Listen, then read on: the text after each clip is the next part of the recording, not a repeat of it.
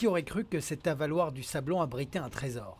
Les chanceux du jour, 2 agents de Bruxelles Propreté qui, en plein travail, ont fait cette découverte. L'ouvrier s'est interrompu et il a évidemment été chercher ce sac pour voir ce qu'il y avait dedans.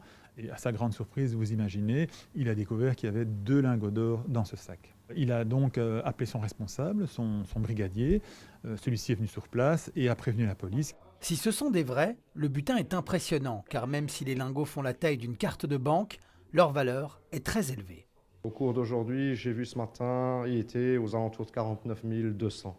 On parle donc d'un montant de près de 100 000 € pour les 2 lingots. Ils ont été saisis par le parquet qui refuse qu'on les filme. Ils ressemblent exactement à celui-là.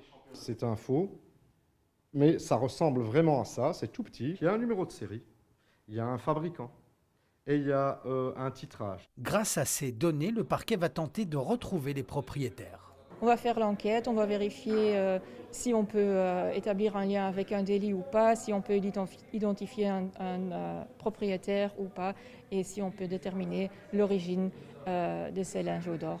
Les 2 agents ont préféré contacter la police, là où certains auraient sans doute gardé leur trésor. Je suis surpris mais pas étonné parce que ce n'est pas la première fois. Et donc on a déjà eu d'autres cas où nos ouvriers ont découvert soit un portefeuille, soit un sac et ont eu exactement le même réflexe. L'honnêteté pourrait bien être récompensée selon la loi si l'enquête n'aboutit pas. Les lingots seront divisés entre la région et les 2 agents, de quoi compenser largement l'absence des étrennes de 2020.